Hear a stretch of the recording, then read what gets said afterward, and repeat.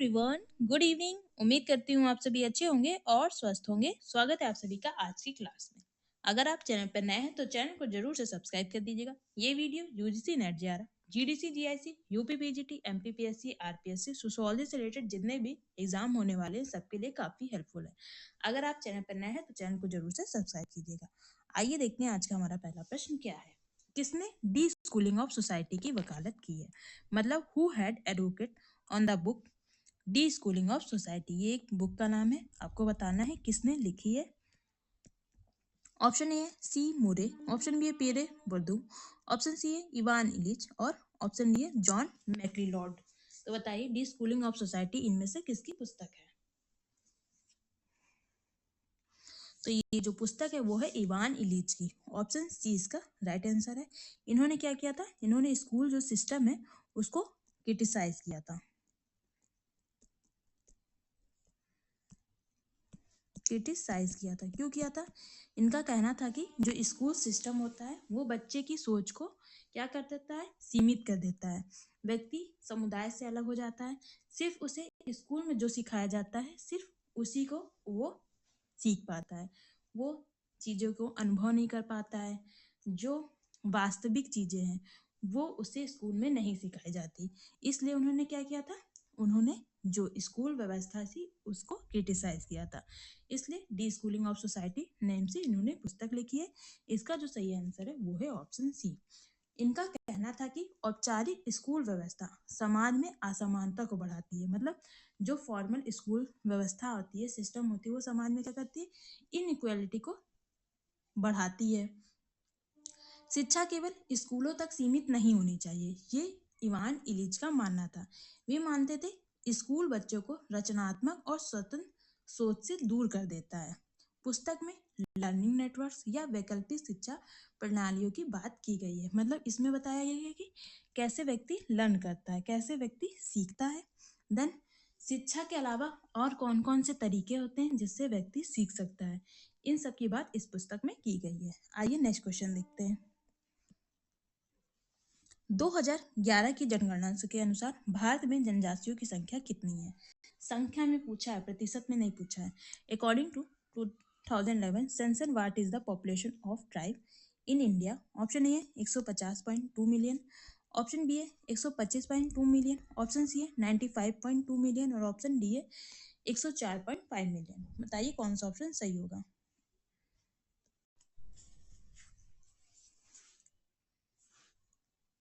तो इसका जो सही आंसर है वो है ऑप्शन डी 104 मिलियन। मतलब 8.6% जनजातियां क्या है? भारत में पाई जाती हैं।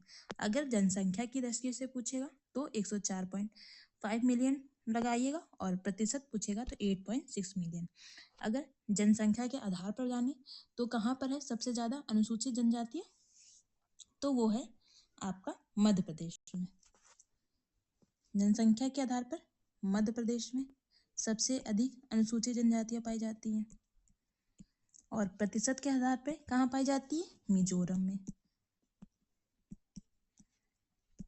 ये जनसंख्या के आधार पे है और ये आपका प्रतिशत के आधार पे है। तो बताइए सबसे अधिक जनजाति कौन सी है? तो भील जनजाति है जिनकी संख्या सबसे अधिक है। ठीक है, उम्मीद करती हूँ आपको इतना समझ में आया होगा। चलिए नेक्स्ट क्वेश्चन देखते हैं। Village life in northern India studies in Delhi village 1958 के लेखक कौन है? ये पुस्तक लिखा है नेम है village life in northern India studies in a Delhi village. Option A B R Chauhan की है, ऑप्शन बी है एम एन श्रीनिवास की है, ऑप्शन सी है एस सी दुबे और ऑप्शन डी है ऑस्कर लेविस। तो बताइए ये पुस्तक किसकी है?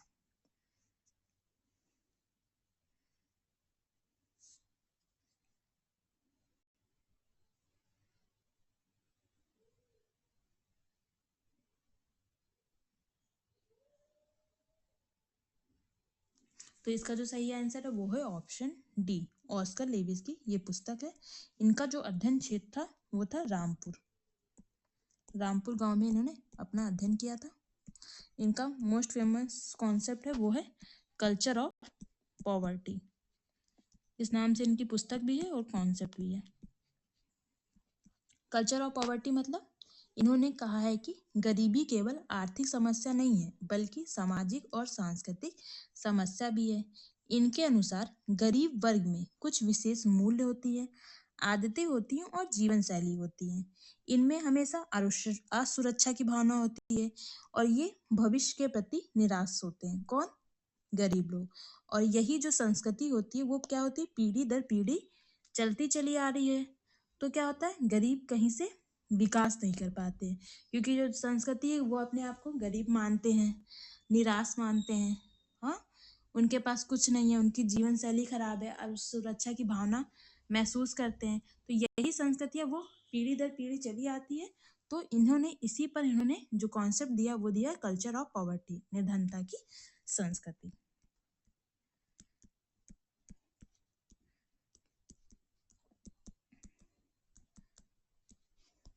नेक्स्ट क्वेश्चन देखिए, अपने परिवर्तन के सिद्धांत में पिट्रिप सोरोकिन ने समाज की किस अवस्था की चर्चा नहीं की है? पिट्रिप सोरोकिन ने 3 अवस्थाएं बताई है समाज में परिवर्तन की। आपको बताना है इनमें से किस सिस्टम की बात सोरोकिन के द्वारा नहीं की गई है। ऑप्शन ए है सिस्टमैटिक, ऑप्शन बी है सेंसेड, ऑप्शन सी है एडिशनल और ऑप्शन डी है आइडियलिस्टिक। तो बताइए किसकी बात इनके द्वारा नहीं की गई? किसके द्वारा? सोरोकिन के द्वारा।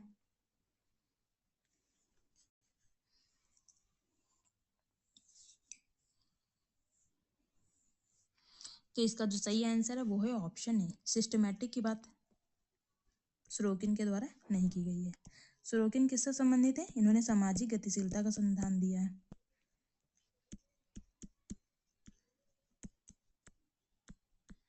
ठीक है, देन अगर देखें तो ये समन्वयात्मक संप्रदाय से संबंधित है। किससे? समन्वयात्मक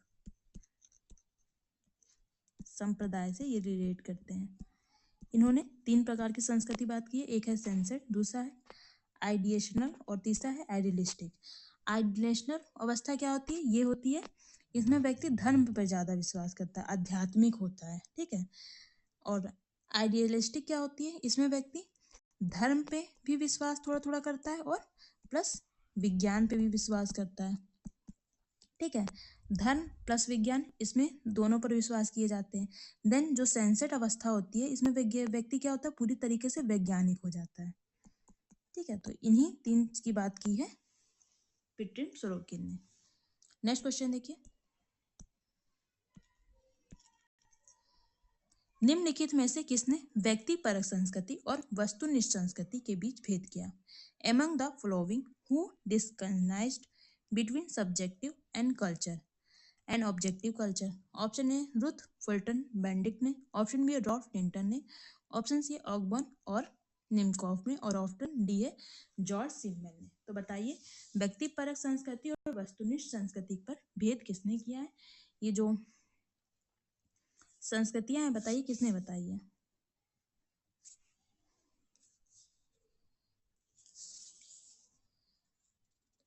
तो इसकी जो बात करते हैं वो करते हैं आपके जॉर्ज सिमन। इन्होंने 2 प्रकार की संस्कृति बताई है, एक तो व्यक्तिपरक संस्कृति है, दूसरी है वस्तुनिष्ठ संस्कृति। व्यक्तिपरक संस्कृति में क्या होता है?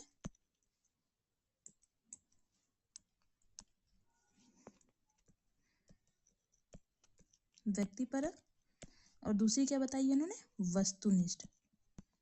वस्तुनिष्ठ में एक तरीके से आप समझ सकते हैं, इसमें व्यक्ति क्या होता है? पूर्णतः भौतिक वस्तुओं पर विश्वास करता है। भौतिक वस्तुएं हो गई,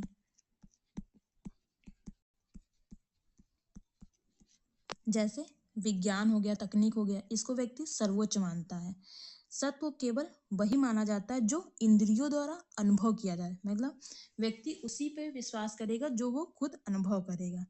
इस वस्तुनिष्ठ संस्कृति में क्या होता है? भौतिक सुख पर, उपभोगवाद पर और यथार्थवाद पर प्रमुख रूप से ध्यान दिया जाता है। और व्यक्तिपरक संस्कृति क्या होती है? इसमें व्यक्ति धर्म, नैतिक मूल्यों को प्रधानता देता है।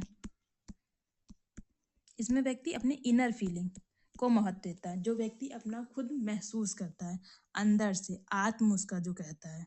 तो इसी को क्या दो प्रकार की संस्कृति बताई है सोरोकिन ने, एक है वस्तुनिष्ठ संस्कृति और एक है व्यक्तिपरक संस्कृति। नेक्स्ट क्वेश्चन देखिए,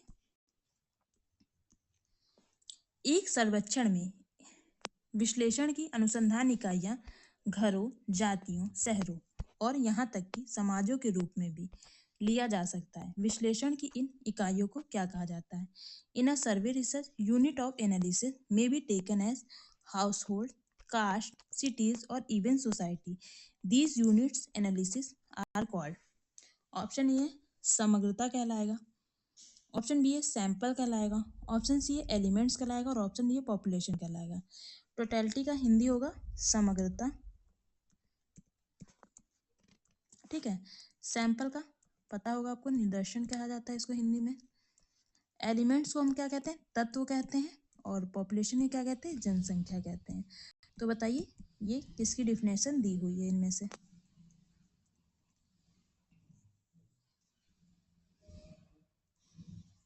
तो इसका जो सही आंसर वो है ऑप्शन सी एलिमेंट्स। एलिमेंट्स क्यों कहलाएगा? क्योंकि हम क्या करें इसमें यूनिट ऑफ एनालिसिस कर रहे हैं, किसी एक यूनिट का क्या करें, किसी एक एलिमेंट का अध्ययन कर रहे हैं। वो अध्ययन चाहे किसी घर का हो सकता है, जाति का हो सकता है या शहरों का हो सकता है। और टोटलिटी क्या कहलाती है? इसका अर्थ होता है कि किसी विषय की पूरी समग्र स्थिति का अध्ययन करना। मतलब क्या होता है, यह विश्लेषण की इकाई नहीं होती, जबकि संपूर्ण आपका जो दृष्टिकोण जहां तक जा सकता है, आप समग्र में से ही कुछ एलिमेंट लेते हैं, ठीक है। निदर्शन क्या होता है? किसी भी पॉपुलेशन का जो छोटा प्रतिनिधि होता है, जो जनसंख्या को रिप्रेजेंट करता है, तो हम उसे क्या कहते हैं? निदर्शन कहते हैं। और पॉपुलेशन क्या होता है? ये क्या होता है? ये कुल समूह होता है, पूरी हमारी जो जनसंख्या होती है जिसमें से हमें सैंपल लेना होता है, वो क्या कहलाती है? हमारी पूरी जनसंख्या पॉपुलेशन कहलाती है। ये पूरा जो होता है अध्ययन क्षेत्र होता है हमारा। जैसे आपको लखनऊ का अध्ययन करना है तो ये यहाँ का पूरा पॉपुलेशन क्या है? अध्ययन क्षेत्र। तो आप पूरे लखनऊ का तो अध्ययन नहीं करेंगे, तो उसमें से आप क्या करेंगे? कुछ सैंपल लेंगे, तो वो क्या हो जाएगा? सैंपलिंग कहला जाएगा। नेक्स्ट क्वेश्चन देखिए, the field and method of sociology पुस्तक किसने लिखी है? आपको बताना है the field and method of sociology इनमें से किसकी पुस्तक है? ऑप्शन ए एरिक और एरिक वुल्फॉर्फ और ई वुल्फॉर्फ, और ऑप्शन बी है कार्ल पियर्सन, ऑप्शन सी है लुंडबर्ग एवं हार्ट, और ऑप्शन डी है एल बर्नार्ड। तो बताइए ये किसकी पुस्तक है?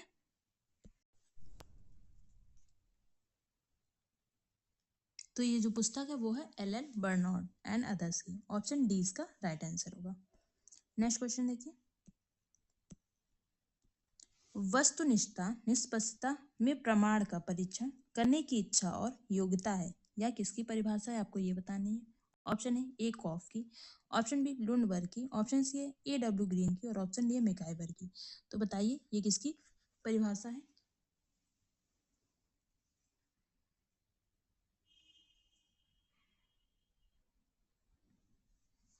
तो ये परिभाषा है A.W. ग्रीन की। ऑप्शन सी इसका राइट आंसर होगा। नेक्स्ट क्वेश्चन देखिए,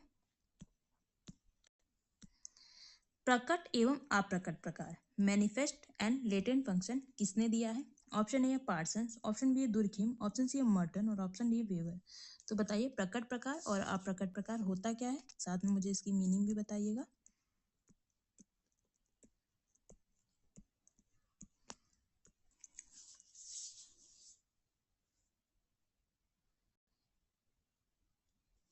तो इसका जो सही आंसर वो है ऑप्शन सी, मर्टन ने ये प्रकट और अप्रकट प्रकार की बात की है। प्रकट प्रकार क्या होते हैं?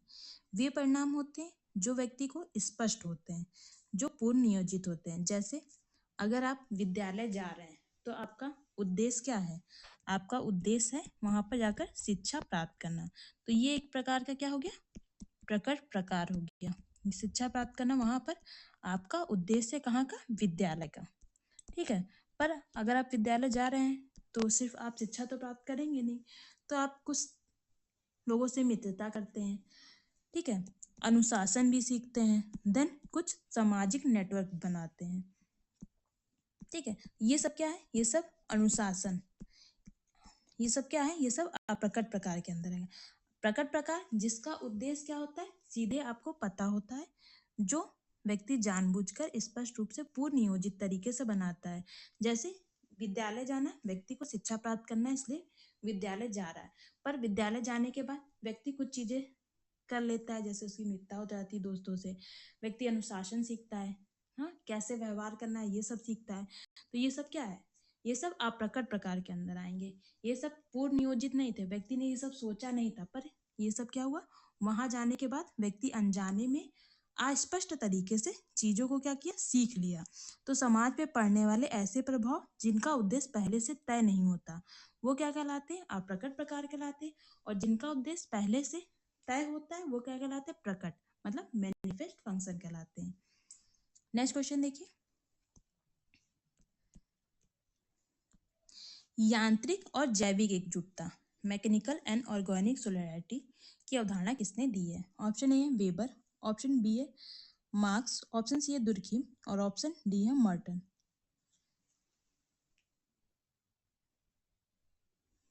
तो बताइए ये पुस्तक किसकी है? तो इसका जो सही आंसर वो है ऑप्शन सी, दुर्खिम। इनकी पुस्तक है द डिवीजन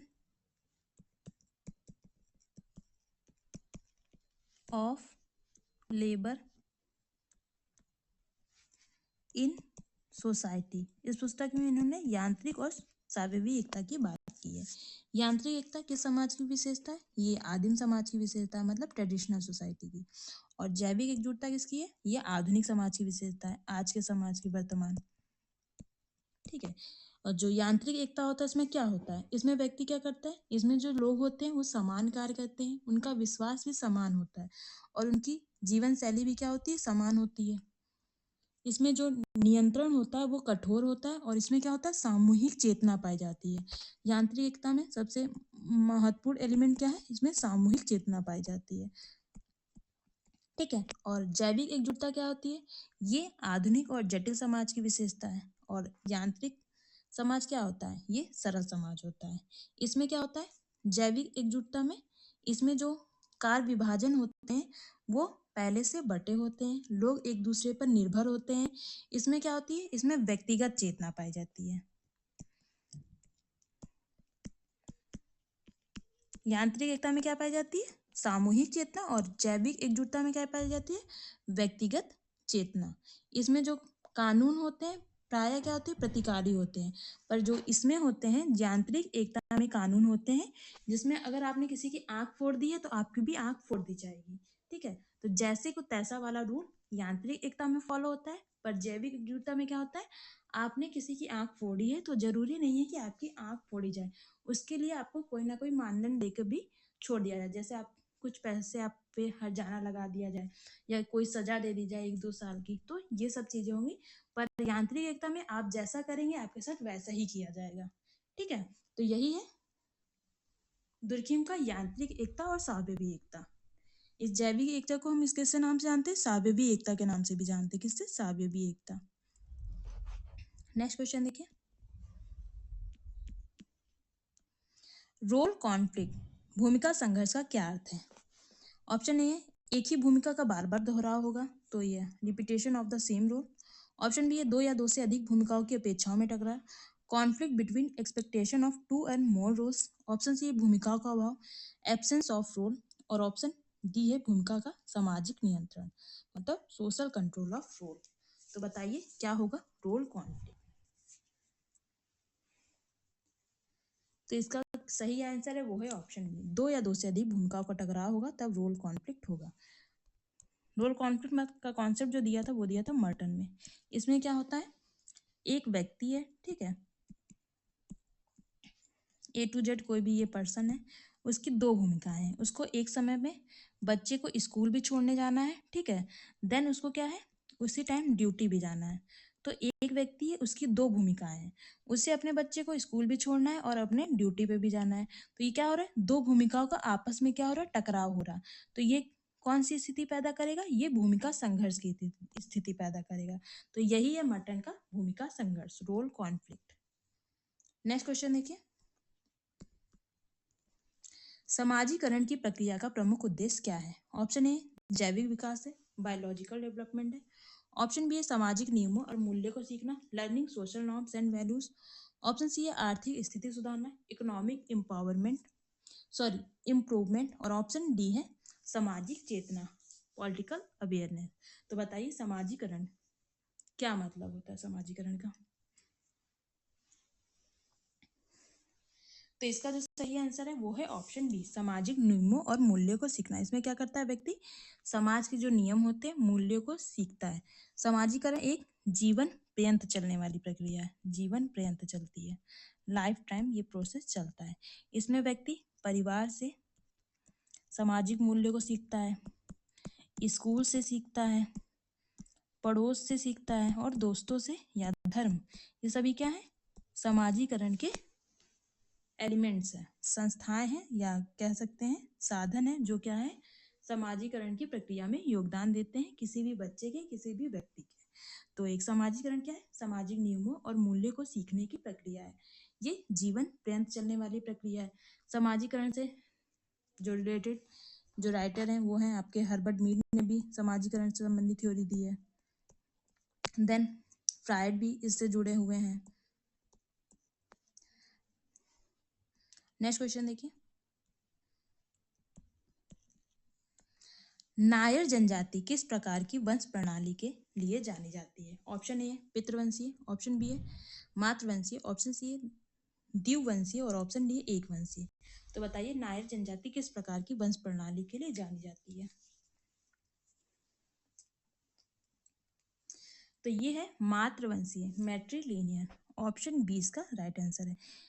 मतलब ये एक मातृ सत्तात्मक परिवार, इसमें क्या होती है, सत्ता क्या होती है माता के थ्रू चलती है। जैसे आपकी नानी होगी, ठीक है, नानी के बाद किसको मिला होगा सत्ता, आपकी माँ को मिलेगा, ठीक है, माँ के बाद आपकी जो बहन होगी उसको सत्ता मिलेगी, भाई को नहीं मिलेगी। इसमें क्या, नानी आई, फिर नानी के बाद आपकी माँ आई, उनको सत्ता मिली, बहन आई, बहन की जो बेटी होगी, ठीक है, उसको सत्ता मिलेगी। तो सत्ता क्या मात्र सत्तात्मक तरीके से चल रही है।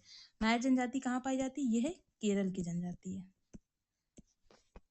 नेक्स्ट क्वेश्चन देखिए, निम्न में से कौन सा प्राथमिक आंकड़े प्राइमरी डेटा का उदाहरण है।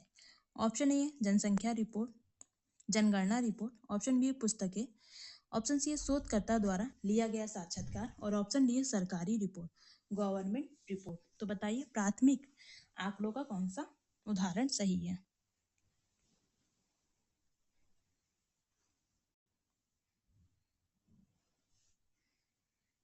तो इसका जो सही आंसर वो है शोधकर्ता द्वारा लिया गया साक्षात्कार। ये क्या है प्राइमरी डेटा हो गया, मतलब आप खुद जाकर या एक साक्षात्कार इंटरव्यू कर रहे हैं किसी व्यक्ति के साथ, तो ये क्या है ये प्राइमरी डेटा के अंतर्गत आएगा। देन साक्षात्कार अनुसूची भी क्या है,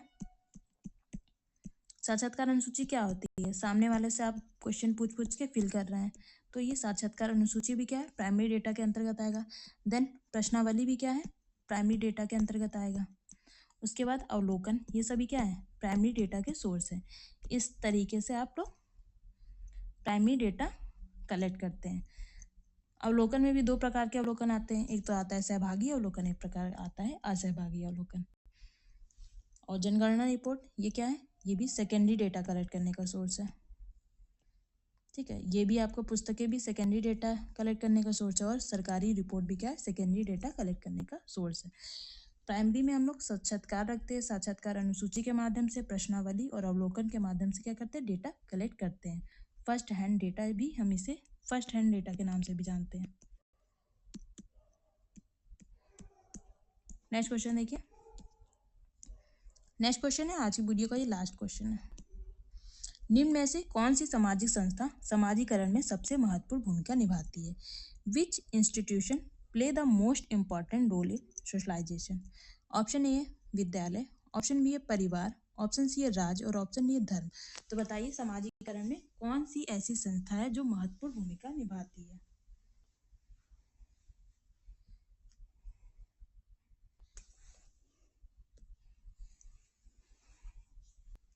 तो इसका जो सही आंसर है वो है ऑप्शन बी परिवार। फैमिली क्या है, ये है प्रमुख माध्यम है समाजीकरण का।